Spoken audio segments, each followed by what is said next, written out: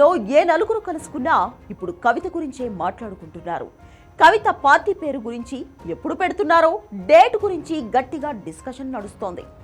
ఈ పరిణామాలు ఎటు దారితీస్తాయి, రాజకీయ ఈక్వేషన్లు ఎలా మారతాయనే దానిపై కూడా మాట్లాడుకుంటున్నారు. ఇలాంటి టైంలో కవిత కాంగ్రెస్లో చేరడానికి ప్రయత్నించారనే ఓ కథనం కలకలం రేపుతోంది. మధ్యవర్తి ద్వారా కాంగ్రెస్ హైకమాండ్ను టచ్ చేశారని, వారు రేవంత్ ఇతరులను అభిప్రాయం అడిగి చివరకు వద్దనుకున్నారని ఆ కథనం చెబుతోంది.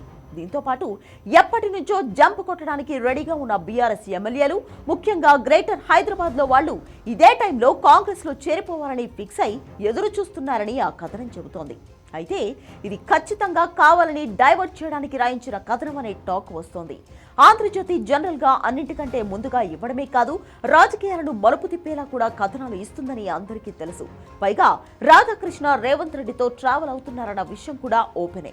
అందుకే ఈ కథనంపై కొందరు డౌట్ పడుతున్నారు.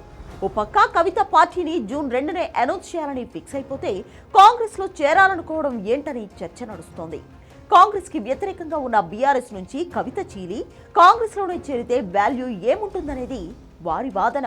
మరోవైపు ఆమెపై కేసు పెట్టి వేధించింది బీజేపీయే కాబట్టి బీజేపీకి వ్యతిరేకంగా ఉన్న కాంగ్రెస్ లోకి వెళ్లాలని ప్రయత్నించారనేది మరో వాదన. కానీ వాస్తవానికి కాంగ్రెస్ కంటే బీజేపీయే కేంద్రంలో స్ట్రాంగ్ గా ఉంది. పైగా కవితపై కేసు ఉంది.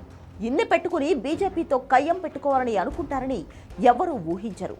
కాంగ్రెస్ వైపు వెళితే రిస్క్ ఫ్యాక్టర్స్ ఎక్కువగా ఉన్నాయి. పైగా ఆ ఒక్క కారణంతో కవిత వైపు ఎవ్వరూ వెళ్లకుండా కేటీఆర్ కట్టడి చేసుకోగలరు.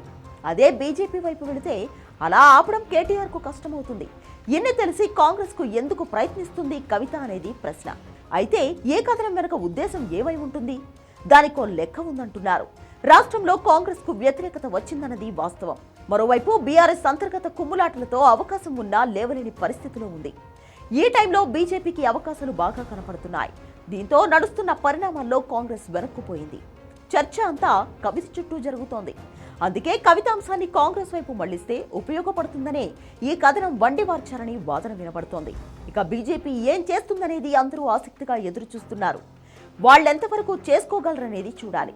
ఈటెల రాజేందర్ను కూడా ప్రకటిస్తామని చెప్పి ఇప్పటి వరకు చేయలేదు. అంటే రాష్ట్రంలో రాజకీయ పరిణామాలు నిశితంగా పరిశీలించి అవసరమైతే నాయకత్వ మార్పుపై తమ నిర్ణయం మార్చుకోవచ్చని కూడా అంటున్నారు.